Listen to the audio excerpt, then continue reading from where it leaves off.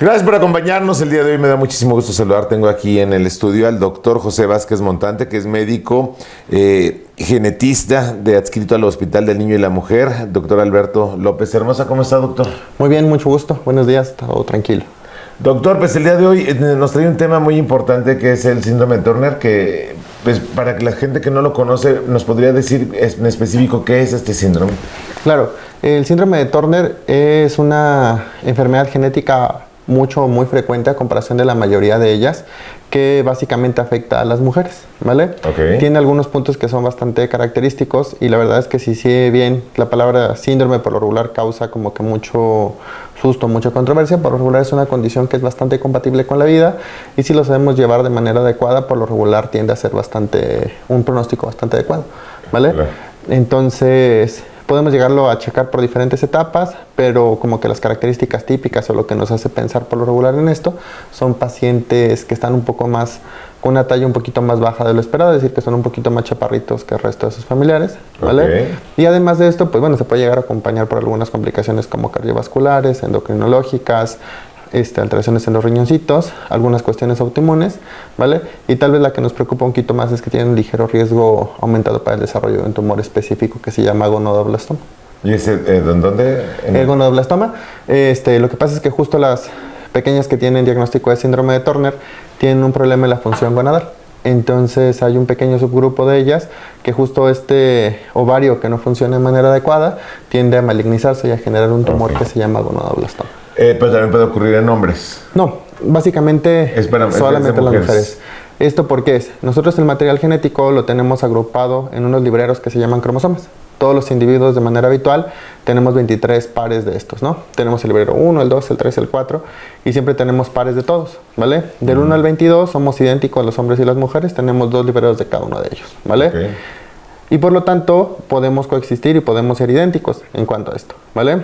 Entonces, el último par, que se conoce justo como el par sexual, es lo que va a definir si nosotros nos convertimos en hombres o nos convertimos en mujeres. Las mujeres tienen 2 cromosomas X, ¿vale? Los hombres tenemos un cromosoma X y un cromosoma Y.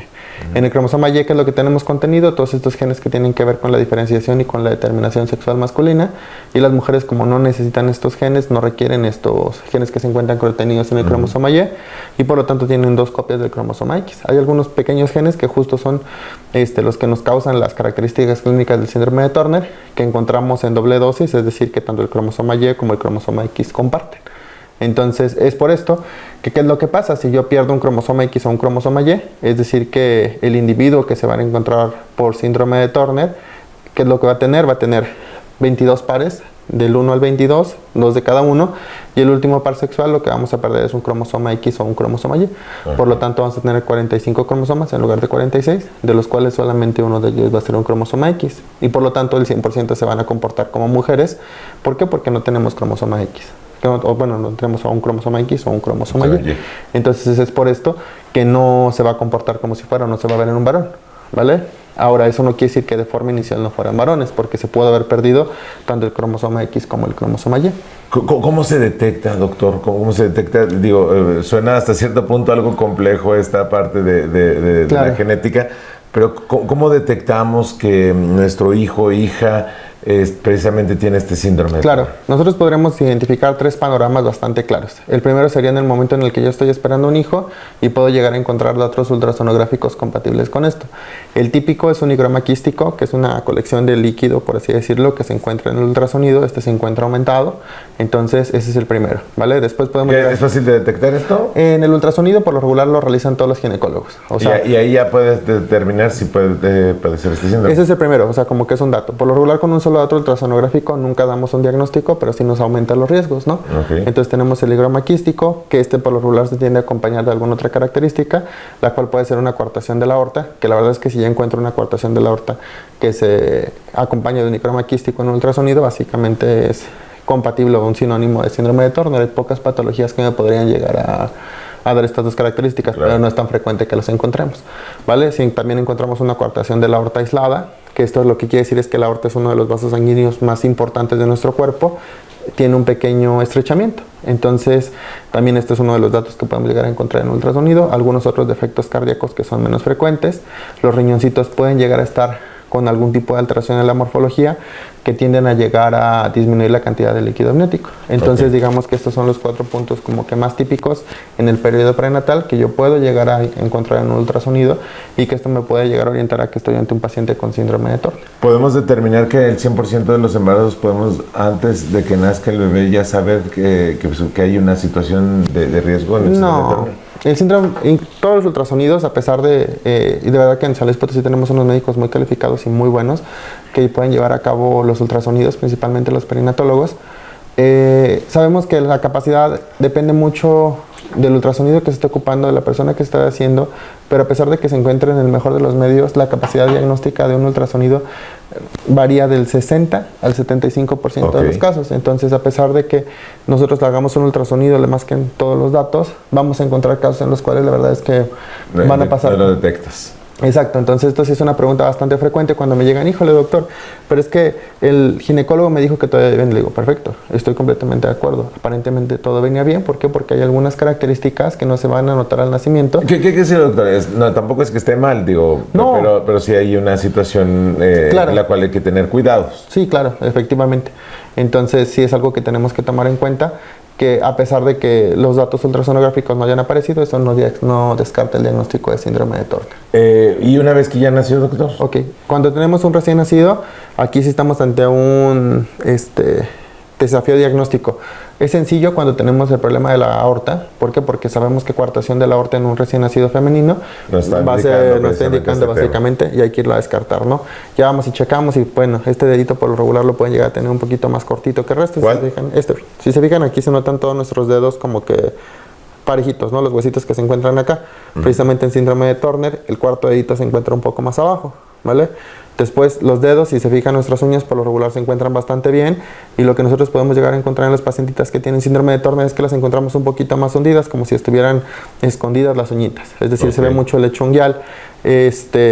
Tal vez lo que es más típico y más frecuente que podemos llegar a encontrar es que las manitas, esta parte y la parte anterior de los piecitos están muy hinchaditas, como si estuvieran hinchados literal, o como si estuvieran reteniendo líquidos, pero no es líquido porque nosotros le damos y lo apretamos y efectivamente es tejido subcutáneo, ¿no? Entonces, eso se le conoce como linfedema de manos y de pies. Encontramos también que el cuello puede estar un poquito más cortito, lo acompañamos de las uñas y bueno, les digo, la verdad lo más sencillo si tiene la coartación de la aorta, sería lo más fácil de diagnosticar. Ahora, por mucho el 30% de los pacientes que tenemos con síndrome de Turner presentan la coartación de la aorta, ¿no? Entonces, por lo regular, es un poco difícil llevarlo. O sea, todavía hay que ir descartando partes. Exacto. ¿Hay quien vive su vida sin recibir ningún tipo de tratamiento, doctor? Sí, justo podría ser el siguiente punto. ¿Por qué? Porque el siguiente momento en el cual nos pueden llegar a la consulta, pues de repente hay unos endocrinólogos que son muy buenos, muy vivos y no los envían, es porque encuentran niñas que tienen talla baja, ¿vale?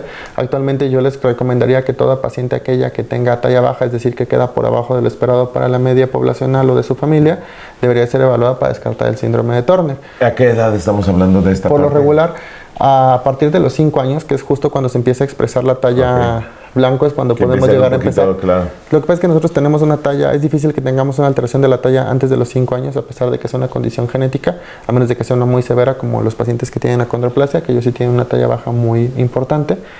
Pero sería poco probable que un paciente con síndrome de Turner me dé talla baja antes de los 5 años. Antes de los 5 años. Entonces justo vamos a ir más o menos bien, a los 5 ya empezamos a notar efectivamente que estamos ante una talla baja, entonces muchas veces la primera evaluación es por eso, por una talla baja. Que esta parte del cuello también se representa. Justo, entonces es una talla baja, que es lo que va a tener extra.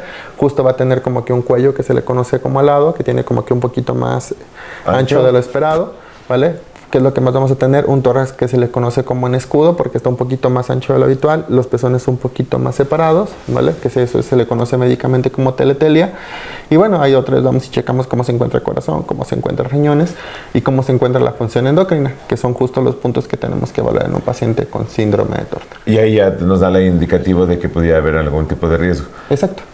¿Cuáles son los tratamientos que hay precisamente para el síndrome de Turner, doctor? Ok, justo eso nos llevaría a la última parte. ¿Por qué? Porque sabemos que si bien los pacientes que tienen síndrome de Turner van a cursar con talla baja, hasta cierto punto es algo un tanto sencillo de solucionar. ¿Por qué? Porque se puede dar hormona de crecimiento. No son pacientes que responden, tal vez no van a llegar a la talla habitual que tendrían, pero sí alcanzan a crecer un poco más de lo esperado, ¿vale?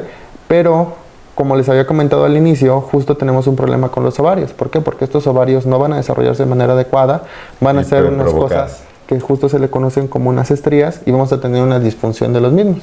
Es por todos sabidos o de conocimiento popular que los ovarios tienen que ver con la función de la mujer, ¿no? De cómo se desarrolla, de la capacidad de tener hijos y todo esto. Entonces, la mayoría de los pacientes que tienen síndrome de Turner no desarrollan características sexuales femeninas, es decir, no tienen el desarrollo de las mamas, no tienen el ensanchamiento de las caderas, no tienen la distribución habitual. ¿Como cuerpo de niñas? Exacto. Entonces son como que unas pequeñitas que son un poquito más chaparras, el tórax un poquito más estrecho y carecen de estas características habituales que tienden a identificar a las mujeres, ¿no? Entonces, ¿qué es lo que nosotros hacemos? Bueno, si las cachamos de forma temprana y las podemos hacer un diagnóstico, empezamos primero con la hormona de crecimiento. ¿Para qué? Para poderles dar una similitud en la pubertad y que alcancen la máxima talla. Y por ahí de los 11 años empezamos justo con la terapia de sustitución hormonal. Justo simulamos con estrógenos y progestágenos lo que tendría que hacer el ovario, y de esta manera les desarrollamos sus características sexuales. Algo que es muy importante es que sí podemos llegar a imitar bastante las características fenotípicas de la pequeña, pero el futuro reproductivo es todo un tema diferente, ¿no? ¿Por qué? Porque los ovarios justo son los que contienen a los óvulos, y si no tenemos ovarios no va a haber óvulos, y por lo tanto solamente el 1 o 2% de las personas que tienen síndrome de Turner llegan a tener algún embarazo espontáneo. ¿Hay algún riesgo, digamos, en caso de no ser tratado? El síndrome de Turner, por sí o por sí solito, ¿qué es lo que nos preocupa? Corazón. ¿Por qué? Porque el corazón sí puede llegar a tener algún tipo de efecto de comunicación, y la coartación de la aorta. El problema de la coartación de la aorta es que sí está estrecho, pero se nos puede llegar a disecar. Okay. La palabra disecar lo que quiere decir es que se rompe. Entonces la aorta es el vaso principal, y si se nos rompe, pues son niños que terminan con... Digamos que se seca entonces en el interior. Pues no se seca, sino que se rompe y tenemos una hemorragia interna. Y pues desgraciadamente sería una condición fatal, ¿no? ¿Qué tan frecuente es este tema? Esto, les repito, la coartación de la aorta por mucho se presenta del 30%, y de estos, los que se llegan a disecar solamente son del 5 al 10%. O sea, entonces, sí es baja la incidencia. Pero justo lo que nos interesa es identificarlas, aquellas que se encuentran en riesgo. ¿Por qué? Porque si hay tratamientos precisamente para evitar, lo que se hace es que se va y se dilata, y se evita que se tenga una dilatación posterior. ¿Hay alguna causa para que la gente, digamos, las mujeres puedan prevenir precisamente desde el embarazo que esto pueda suceder? La verdad es que no. ¿Por qué? Porque, como les comento... ¿Hay una predisposición genética a esto? Okay. No, tal cual no. ¿Por qué?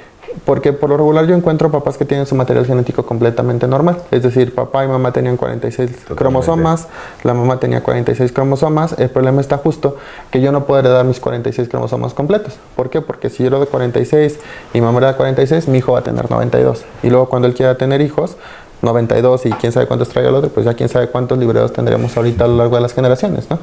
Entonces, justo en las células que nosotros utilizamos para tener hijos, lo que hacemos es que el material genético lo dividimos en dos. Es decir, a uno mandamos un libreo del 1, del 2, del 3, del 4, del 5, hasta el 21, y luego nos queda uno del 22.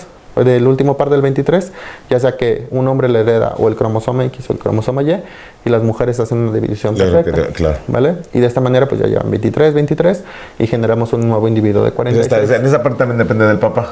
Sí, justo. La mayoría de los casos en donde se genera el problema es en el papá. ¿Por qué? Porque nosotros lo que hacemos es que ponemos en el centro todos los libreritos que son idénticos, los tenemos unidos por unos puntos y los empezamos a separar, ¿vale? Entonces, el problema justo que pasa en el papá es que tenemos un cromosoma X y un cromosoma Y que no son del todo idénticos. Hay unos puntos en los cuales se parecen, que son justo en los cuales los podemos llegar a unir y los empezamos a jalar. Pero este proceso por el cual se separan y se van juntos, tanto un librero X como un cromosoma Y juntos, y el otro me van a dejar sin nada, es lo más frecuente que tiende a pasar, ¿vale? Aproximadamente el 50% de los pacientes, este es el fenómeno que sugiere. ¿A dónde acudir, doctor?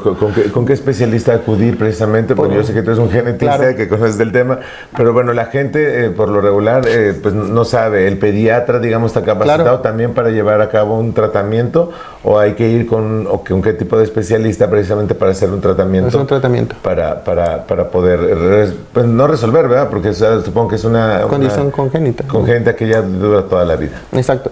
Mira, por lo regular las sospechas, ¿quién las hace? Las hace el pediatra. Yo tengo dos pacientitos que logramos diagnosticar antes de los 3 meses de vida y justo fueron por sospechas de pediatras. Son niños que le llamaron un poquito la atención, donde ellos tenían la coartación de la aorta. Llega a mi consulta referido por la coartación de la aorta y la doctora muy atinadamente tenía la sospecha de un síndrome de Turner. El otro, la verdad es que para mí era algo ya un poco más evidente porque me llegó con la sospecha y estoy acostumbrado a este tipo de casos. pero al pediatra le llamaron la atención las manitas y los pies, justo el linfedema. ¿De más pequeños? No, de que están como que más gorditos de lo habitual, ¿no? Y justo me llegó al mes de vida y efectivamente ya checando la tenía de que el dedo un poquito más cortito, las uñitas que les comento, gracias, no tenía como que la alteración cardíaca. O sea, que si ya nada más de ver, ya usted ya sabemos más o menos, de que exacto, efectivamente lo era. Pero sí, definitivamente tal vez el que hace la sospecha es el pediatra, ¿no? ¿Por qué? Porque también con ellos, cada vez que van por una gripa, cada vez que van por una diarrea, cada vez que van por su control del niño sano, pues ellos los miden, los pesan y todo esto. Entonces, si es una niña que va a empezar con talla baja, ellos son los primeros que se van a dar cuenta de esta alteración, ¿no? Tal vez su tarea no va a ser el diagnóstico, no dudo que, porque muchos de ellos tienen la capacidad de hacerle la sospecha, pero la mayoría van a decir, bueno, esta niña se me está quedando un poquito más chaparrita de lo normal, ya que le ven un poquito las características, les llaman un poquito la atención, y la tendencia es o que las manden con el endocrinólogo pediatra. ¿Por qué? Porque él es el que ve las tallas bajas, ¿vale? Y justo aquellas tallas bajas que no se comportan de manera habitual son las que llegan a mi consultorio, como sería el síndrome de Turner, que es una talla baja que nosotros conocemos como sindrómica. ¿Por qué? Porque es una talla baja que se acompaña de otras características en la exploración física. Claro, el tratamiento ya nos lo tendría que dar un especialista ya en endocrinología, o por ejemplo tú que eres genetista. Por lo regular es un trabajo que se le conoce como multidisciplinario. ¿Por qué? Porque vamos a trabajar el cardiólogo súper de la mano, el nefrólogo súper de la mano si tenemos algún tipo de problema en los riñoncitos, obviamente el endocrinólogo, el pediatra, y un poco más adelante inclusive se nos une el ginecólogo.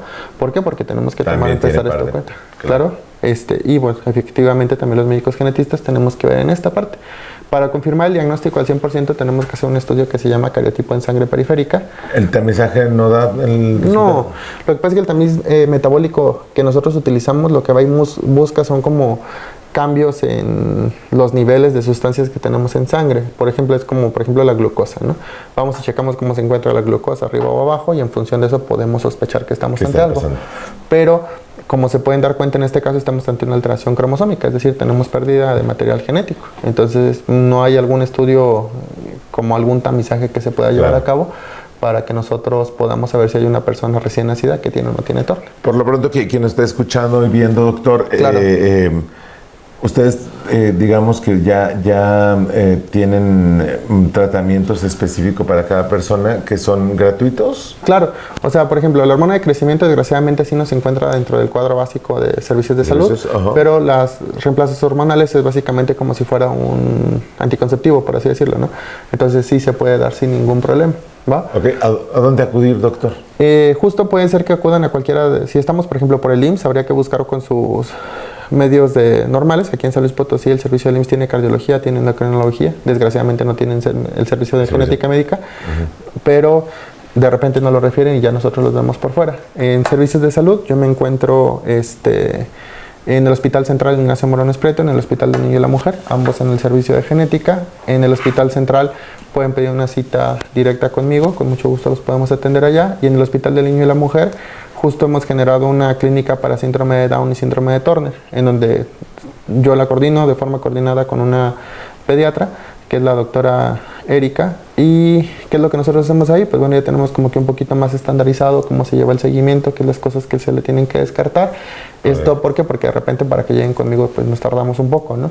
Hay veces que tenemos las citas en 4 o 5 meses, entonces, y ella tiene un poquito más de espacio, y justo esta fue la idea, como que tener un primer contacto en el cual se empiecen a checar los puntos que se requieren y que no retrasar el tratamiento oportuno de los pacientes. Perfecto. Doctor José Vázquez Montante, muchísimas gracias por habernos acompañado. No, hombre, de nada, muchas gracias por la invitación, ¿vale? Por lo pronto, usted quédese en nuestras redes sociales, no olvide consultar el periódico impreso. Nos vemos y escuchamos a la próxima.